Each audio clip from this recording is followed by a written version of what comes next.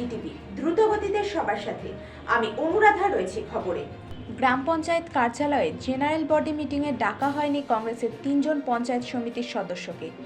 মূলত এই বিষয়কে কেন্দ্র করে বুধবার দুপুরে ক্ষুব্ধ কংগ্রেসের সদস্যরা বিক্ষোভ দেখালেন বহরমপুরের ভাকুড়ি 1 নম্বর গ্রাম পঞ্চায়েত কার্যালয়ে। আমি বলি, এটা তো তৃণমূল কংগ্রেসের মিটিং না যে কংগ্রেসকে ডাকবো না। মিটিংটা হচ্ছে জেনারেল বডি মিটিং, মানে গ্রাম পঞ্চায়েতের যারা যেসব সদস্যরা জিতেছে, আমরা এই মিটিংয়ে রেজলিউশনের মাধ্যমে বিভিন্ন উন্নয়নমূলক সিদ্ধান্ত গ্রহণ করে থাকি। হলো, আমাদের এই গ্রাম পঞ্চায়েতে মেজরিটি আছে, আমরা কংগ্রেসকে ডাকলেও বাকি না ডাকলেও বাকি কোনো যায় আসে না। আমরা যদি মনে করি কোনো পলিসি আমরা মেক করব, তাতে যদি তারা বিক্ষোভও করে তাতেও আমাদের কোনো যায় আসে না, কারণ মেজরিটিটা আমাদের কাছে আছে।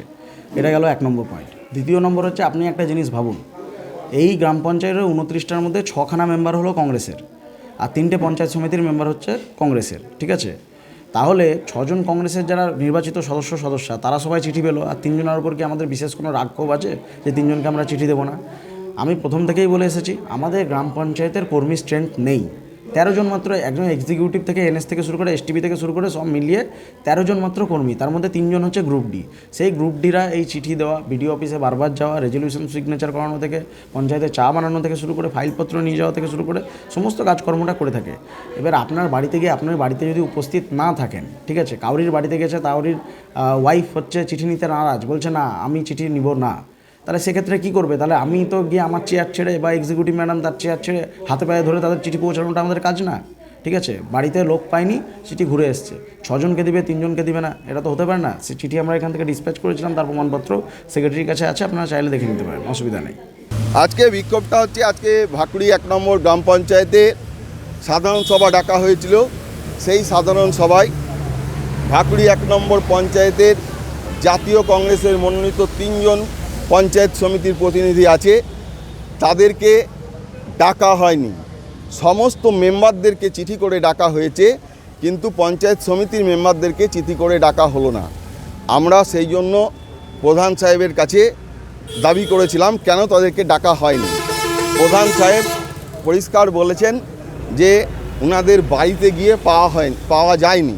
কিন্তু আমাদের প্রশ্ন হলো, সমস্ত মেম্বারেরা চিঠি পেল, সবাই খবর পেল, পঞ্চায়েত সমিতির মেম্বারেরা চিঠি পেল না কেন, খবর পাওয়া গেল না কেন? আমরা সঙ্গে সঙ্গে এক্সিকিউটিভ ম্যাডাম এবং সেক্রেটারি সাহেব যিনি চিঠি করেছিলেন ওনাকে আমরা জিজ্ঞাসা করি। উনি বলেছেন যে হ্যাঁ, চিঠি করা হয়েছিল, কেন চিঠি পৌঁছায়নি আমরা বলতে পারবো না।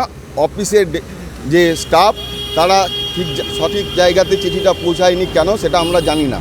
কিন্তু প্রধান আর উপপ্রধান সাহেব ওনারা বলেছেন যে ওনাদের বাড়িতে যাওয়া হয়েছিল, কিন্তু ওনারা বাড়িতে ছিলেন না। আমাদের প্রশ্ন হচ্ছে, বাড়িতে তো কেউ না কেউ ছিল, যদি কেউ না কেউ থাকতো তাহলে অবশ্যই তাদেরকে চিঠিটা দিয়ে আসতে পারতো, কিন্তু সেটা দেয়া হয়নি। তার জন্যই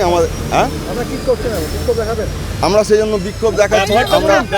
আমরা আপনারা এতক্ষণ দেখছিলেন জিটিভি দ্রুত গতিতে সবার সাথে।